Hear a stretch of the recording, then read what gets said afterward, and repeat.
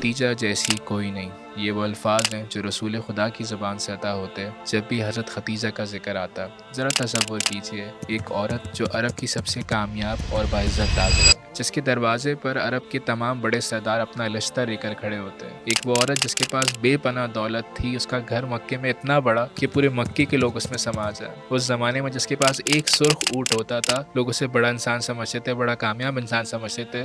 जिसके पास 8,000 से ज़्यादा सुर्ख ऊँट, बट इन्होंने सब कुछ कुर्बान कर दिया एक मोहब्बत में। एक ऐसी मोहब्बत जो दुनियावी रिश्तों से बढ़ के थी, एक ऐसा यकीन जो किसी दलील का मोहताज न था, एक ऐसा ईसार जिसकी कोई हद न थी। ये थी खतीजा सलामुल्लाह अलैहा। आज 10 रमज़ान है, तारीख़ वफ़ात हज़रत खतीजा सलामुल्लाह अलैहा। मैं समझता हूँ आज के दिन तारीख़ इस्लाम ने एक ऐसी शख्सियत को खोया जिसका एहसान इस्लाम पर सारी ज़िंदगी रहेगा और ताअबद रहेगा, जिसकी शख्सियत पर जितनी बात की जाए कम है। हर कामयाब तहरीक के पीछे किसी शख्स की बुनियाद होती है, और मैं समझता हूँ इस्लाम की बुनियादों में हज़रत खतीजा के माल का, उनके इसार का एक बहुत बड़ा किरदार है। आइए कोशिश करते हैं कुछ ऐसे लेसन्स को लर्न करने की जो कि हम उनकी ज़िंदगी से सीख सकते हैं और दूसरों को भी सिखा सकते हैं। सबसे बड़ा लेसन या सबसे बड़ा सबक जो उनकी ज़िंदगी से सीखा जा सकता है वो है ईमान और यकीन का। वो सबसे पहली मोमिना थी, उन्होंने इस्लाम कबूल किया बगैर किसी दलील के। उन्होंने बस रसूल खुदा को देखा, उन्होंने देखा कि आप कितने सादे के अमीन हैं। उन्हें आपके किरदार को देख के इस्लाम को कबूल किया,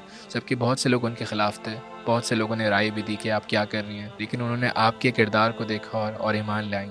उनकी ज़िंदगी से बहुत बड़ा सबक सीखा जा सकता है इसार और कुर्बानी का। आज के एरा में अगर देखा जाए, बहुत से लोग कुछ कुर्बान करते वक्त, कुछ देते वक्त बहुत घबराते हैं, बहुत सोचते हैं कि पता नहीं खुदा की राह में दे ना दे, थोड़ा देते हैं। लेकिन हज़रत खतीजा वो जिन्होंने सब कुछ खुदा की राह में दे दिया, सब कुछ रसूल खुदा के नाम कर दिया और कहा कि आप खुदा की बारगाह में पहुँचा दें। मैं समझता हूँ तारीख की बहुत बड़ी मिसाल है, एक ऐसी कामयाब ताजरा जिनका जिक्र आज भी बहुत से लोग करते हैं और लोगों को करना भी चाहिए। वो हक है बीबी खतीजा का, लेकिन उनकी ज़िंदगी से जो सीखने वाला सबसे बड़ा लेसन है वो है कुर्बानी और ईसार। जो कुछ था, जो कुछ भी था, वो सब रसूल खुदा की बारगाह और खुदा की बारगाह में दे दिया, और रसूल खुदा ने वो आगे मसाकीन में, मक्के और मदीने के उन लोगों में तकसीम कर दिया जिन लोगों को ज़रूरत थी। उनकी ज़िंदगी से एक और बहुत बड़ा सबक सीखा जा सकता है कि दौलत और मुकाम होने के बावजूद आजिज़ी थी। आज अगर देखा जाए, थोड़ी बहुत ही दौलत इंसान अगर कमा लेता है, थोड़ा सा भी स्टेटस ऑफ लिविंग आ जाता है, तो अपने आप के ऊपर उसके कॉलर खड़े हो जाते हैं, उसके अंदर एक गुरूर और तकब्बुर आ जाता है। वो औरत, वो खातून जिनके पास सब कुछ था, दुनिया जहान की दौलत थी,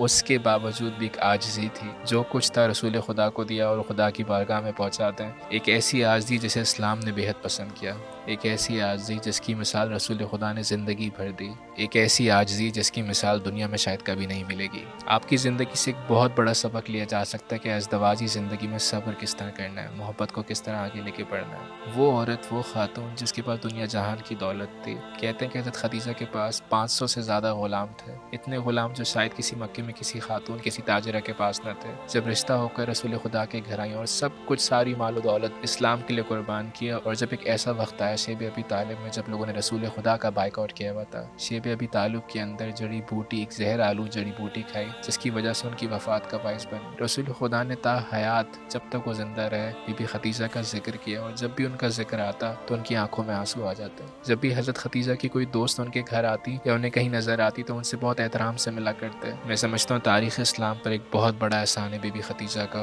और लोगों को चाहिए कि वो बीबी खतीजा की ज़िंदगी से सीखें, वो असबाक, वो सबक, वो लेसन्स लर्न करें जिससे वो अपनी ज़िंदगी और माशरे की ज़िंदगी को बेहतर बना सकते हैं। जब जनाब खतीजा बीमार हुई और आपका आखिरी वक्त करीब था, तो आपने रसूल खुदा से 3 वसीयतें फरमाई। पहली वसीयत फरमाई कि मैंने आपके हक़ में बहुत कोताही की है, अगर हो सके तो मुझे माफ़ कर देगा। जब रसूल खुदा ने इस वसीयत को सुना तो फरमाया, आपने मेरे हक़ में कोई कोताही नहीं कही, बल्कि आपने तो मेरे घर में आके सख्तियों को बर्दाश्त किया है। जनाब खतीजा ने दूसरी वसीयत फरमाई, रसूल खुदा मेरे जाने के बाद, मेरी वफ़ात के बाद मेरी बेटी फ़ातिमा का ख्याल रखेगा, वो यतीम हो जाएगी, ऐसा ना उसे कुरैश की औरतें तकलीफ़ पहुँचाएँ, उसका ख्याल रखेगा। फिर आपने फरमाया, मुझे तीसरी वसीयत बयान करते वक्त शर्म महसूस हो रही है, वो वसीयत मैं अपनी बेटी फ़ातिमा से बयान कर दूँगी, वो वसीयत आप फ़ातिमा से पूछ लेगा। फिर आपने फ़ातिमा को बुलाया, ए मेरे आंखों की ठंडक, अपने बाबा से कहना मुझे कब्र का बहुत खौफ महसूस हो रहा है, मुझे उस पैरान में दफन करें जिस पैरान में आप पर वही नाजिल हुई। और हुजूर ने वो पैरान जनाब खतीजा के लिए भेज दिया। और जब जनाब खतीजा की वफ़ात हुई और रसूल खुदा गुस्ल व कफ़न में मसरूफ़ हुए, तब जिब्राइल अमीन नाजिल हुए और रसूल खुदा के लिए एक तोहफ़ा लेकर आए, कफ़न लेकर आए, जो कि खुदा ने जन्नत से हज़रत खतीजा के लिए भेजा।